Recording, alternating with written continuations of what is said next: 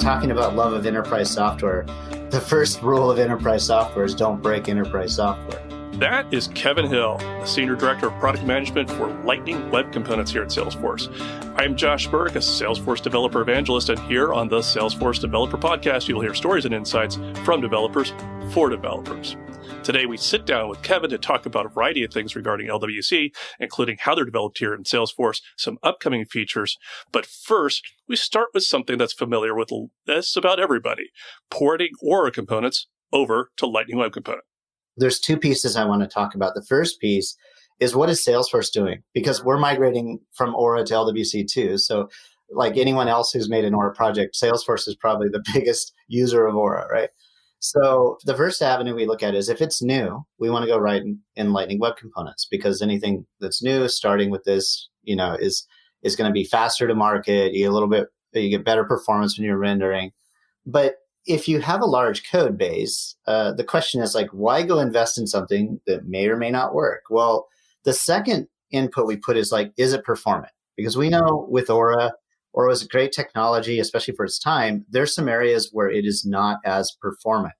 And so any of these avenues, we've had developers go and rewrite pieces of these larger components, and they can actually see the performance gains.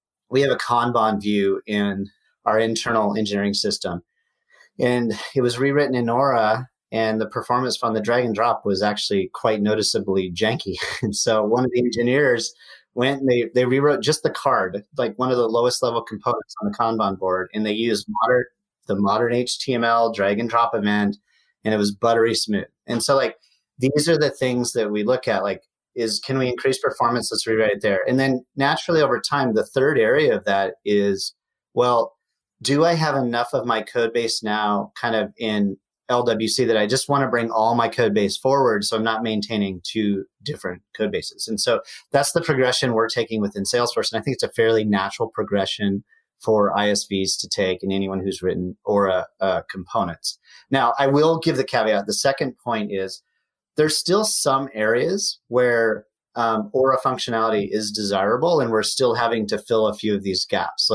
We don't yet have dynamic component capabilities available in LWC on the platform. And so there's still some scenarios where people want to go use dynamic components and they can't quite make the leap. There's some containers that we haven't added first class support, like quick actions. You still have to use an Aura wrapper component. So there still are some cases where you're going to use maybe Aura as the wrapper and then put LWC inside. And that's the things to consider, coming from Aura to LWC. There still are a few cases that we're filling gaps in. Now, going back to the opening quote about not breaking enterprise software, remember that one of the key things about Aura and LWC is its interoperability.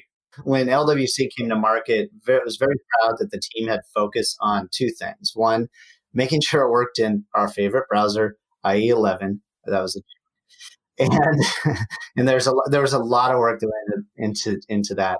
And then the second area is the fact that you can just talk to Aura components, the interoperability. It's just through JavaScript events, and it's very natural. And so you can achieve this very easily. I was very proud of the team for doing that.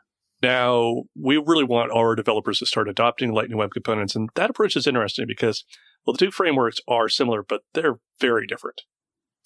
Yeah, if you're comparing Lightning Web Components to Aura, it's different. And the first way it's different is it's actually like a lot of the other web frameworks that exist, React and Angular and Vue.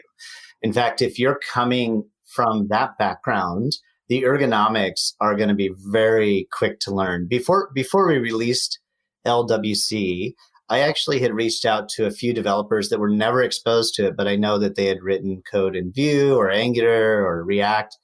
And I gave them a little demo. I said, hey, here's how you write a component. And then for the next half hour, I had them actually write a component and they give me feedback on the experience. And in general, this is easy to learn, and then they say wow, this wire thing's kind of cool. I can just get data into my component. That's kind of neat. And so the concepts themselves are more akin to what you would find in the broader industry versus Aura was very Salesforce centric. We were solving Salesforce problems and really focused on our stack and not looking at the broader industry. Whereas with LWC, any background you're coming from with JavaScript, you're going to find it's kind of a nice home. And so like we've released some great resources on Trailhead, like getting started. There's essentially, we even tell you, like, here's how you can set up your tooling and use our SFDX CLI, which is super powerful for getting up and running. We put a lot of effort into making Visual Code a first-class citizen as an editor, because this is the main editor of the web these days. But yeah, coming into the ecosystem is quite easy. There's actually even some third-party content out there that's been developed that helps augment what we have in Trailhead and maybe goes like a little bit deeper for some areas. But we've also released a new bit on Trailhead for open source. Like, we talk about developing on the platform, but then we also give you, hey, if you're coming and developing off the platform and then want to come back on and move your component around, like, we've done a lot of great content on Trailhead to make you feel at home, where no matter where you're coming from. Okay, so focusing on some of the core technology itself, you might have noticed a trend in some of the recent episodes about how we're talking about how open source has really become very central to developing some of the Salesforce technology, and Lightning Web Components is no different. The core engine itself, though, is developed in open source, right? And so we have our GitHub project and all of our source codes there. You can actually see it as our engineers are doing check-ins daily or fixing issues or whatever. Like, it's all developed in the open. And we get features there first before they come on platform, because our job is really to integrate the open source code into the force.com environment as we do releases for spring, summer, and winter. Now, it's not just the core technology which has gone open source. There's a lot of side projects that kind of satellite around Lightning Web Components in order to help developers learn the framework. And one of them, Recipes, well, it's got kind of an interesting origin story. To do this, I actually tell this story quite often. It's about your boss, Christoph. When I first joined the team, we had this kind of sample repository that we were developing to help educate developers. And the intention was put on GitHub. But it was, quite honestly, it was just not what was needed to help Salesforce developers. I mean, it was like the to-do applications and these things. It was great code on its own, but we want to take a step farther. And Christoph had kept asking the team, like, hey, how do you do this? What's the best practice for this? Or do we want to emphasize this pattern over this? And so the team engaged with him quite a lot. But then an unfortunate thing happened. As he did back in these days, he would go on very long vacations. I think that's like what people from Belgium do. They take a month off every year.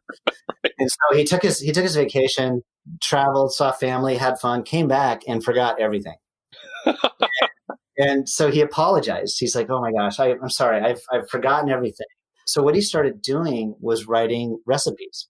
And this way, he's like, I'm going to check it into GitHub. They're going to be like these small pieces of code that I can copy and paste later. And I'm like, Christoph, that's the thing we need. Like, we need this. And so he, with Renee, actually went and wrote a ton of these recipes. And then the core LWC team, like all of the engineers working on the engine, reviewed every bit of code. Nice. And went over for best practices, patterns, and this was both for JavaScript and on platform, like, how do you do navigation? And should we do this? Like, we argued over these things for hours and hours and hours, and sweated blood, sweat, and tears. And we actually even went and put in unit tests.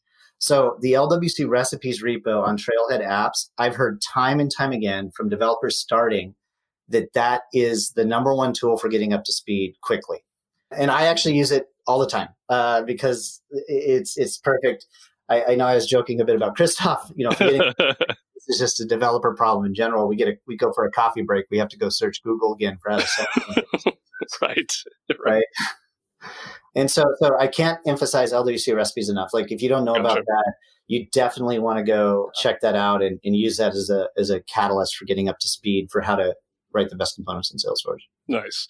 And, not to give Mr. Rene Winkelmeyer too much credit, but he is also responsible for the LWC Create application.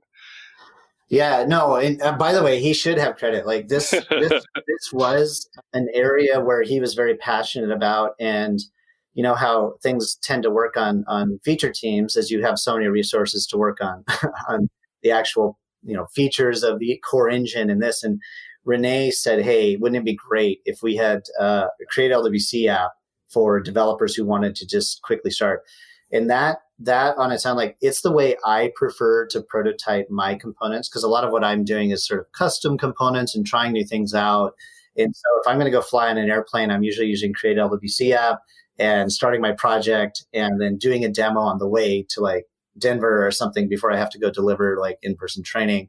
So like that's an invaluable tool. And we actually see fairly consistent usage of it in the ecosystem. Like it's one of those things you can track on NPM for downloads. And I think every week it's between 300 and 500 people are going and playing around with this.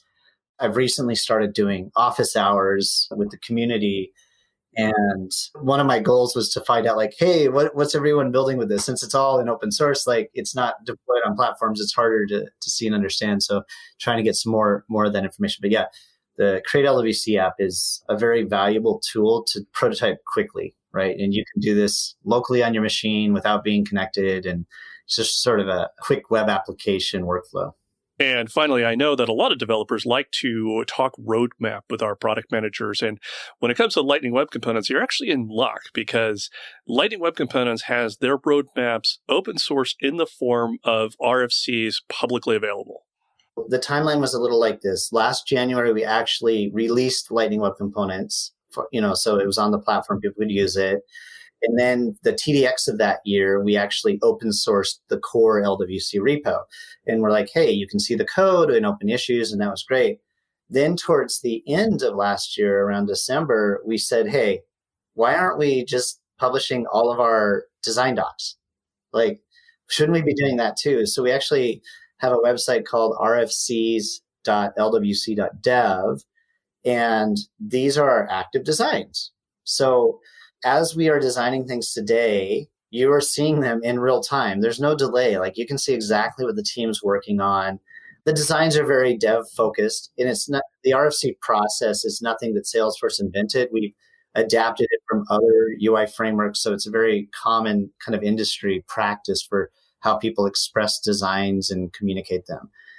To be clear, the RFCs that you're seeing online are pretty much one-on-one with what the team is working. There's no secret safe harbor branch or anything like that. There might be some internal drafts that haven't actually made it to the RFC stage, but it's a pretty clear, transparent way of what the team is working on. And not just working on, but you can also see features that have been confirmed and also features that have been rejected. And I can tell you, it's actually kind of an interesting read because you can really kind of go into the detail and nuance as to why some features are moving forward and some are not. And when we're talking about these kind of features, remember that we're also trying to line up with web standards. One of the goals of frameworks like this is to try to have the browsers doing as much of the heavy lifting as possible. And as part of that, we've actually been working with the standards bodies themselves.